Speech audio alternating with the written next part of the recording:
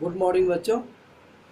तो आप लोग जानते हैं जैसे कि वैश्विक कारणों से 30% इस सेशन में माइनस किया गया है। तो उसके आधार पर आप लोगों को जानकारी होगी इस चीज़ की। तो जानकारी होगी तो यहाँ पर मैं आपका जो सिलेबस है उसको एक ढांचा तैयार किया हूँ और उसमें जो लेसन मैं कंप्लीट करवा दिया हूँ उसके बाद एक रेड साइन उसके सामने है। ठीक है, तो आप ये जान लेंगे जो आपके पास वे मौजूद है और उसको अच्छी तरह से आप अपनी कॉपी में कर लेंगे, रिवीजन करेंगे। और जो पूरा खाली होगा जिसके सामने में एक डब्बा जैसे बना होगा लेकिन उसमें कोई रेड साइन नहीं है, तो समझेंगे जो वो काम बाकी है, करना है। तो पूरे सेशन का जो ये लिस्ट है आपके सामने में ये लिखा हुआ हूँ, आप ध्यान देंगे।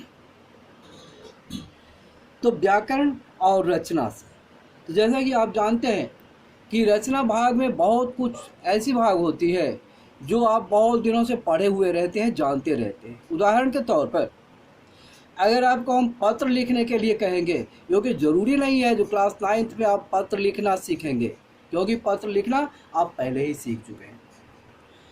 दूसरी बात उसके बाद संदेश लेखन। संदेश लेखन भी पिछले कक्षाओं में पढ़ाए गए हैं, बताए गए हैं और आप लोगों को आता है। संवाद लेखन, संवाद लेखन भी इसी तरह का क्वेश्चन है जो आप लोग जानते हैं।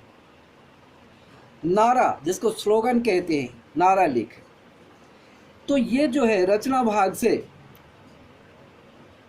इसको बाकी है, और क्योंकि हम इसको उतना इम्पोर्टेंट नहीं समझते हैं, आप खुद पढ़ेंगे, फॉलो कर लेंगे। लेकिन फिर भी आप विश्वास रखिए, मैं इसका भी एक एक उदाहरण आपको भेजता रहूँगा।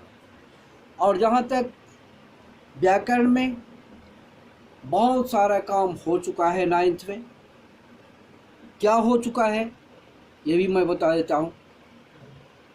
शब्द और पद में अंतर, अनुस्वार, अनुनासिक, उपसर्ग, प्रत्यय, पर्यायवाची, विलोम, अर्थ की दृष्टि, वाक्य के भी। उसके बाद स्पर्श से जो 5 लेसन दिए गए हैं उनमें 4 कंप्लीट है। संचयन से जो 15 मार्च से संचयन है, छोटा सा बुक, उसमें 3 में से 1 लेसन कंप्लीट है। काव्य खंड में 3 लेसन है, उसमें से 2 कंप्लीट है। ये पूरे साल भर का हुआ। तो आप लोगों का मैंने लगभग आधा से ज़्यादा यानी 70% वर्क कंप्लीट कर दिए हैं। और आप इसको रिवाइज करते रहिए और व्याकरण में भी आपको हम दोबारा बताते रहेंगे। धन्यवाद।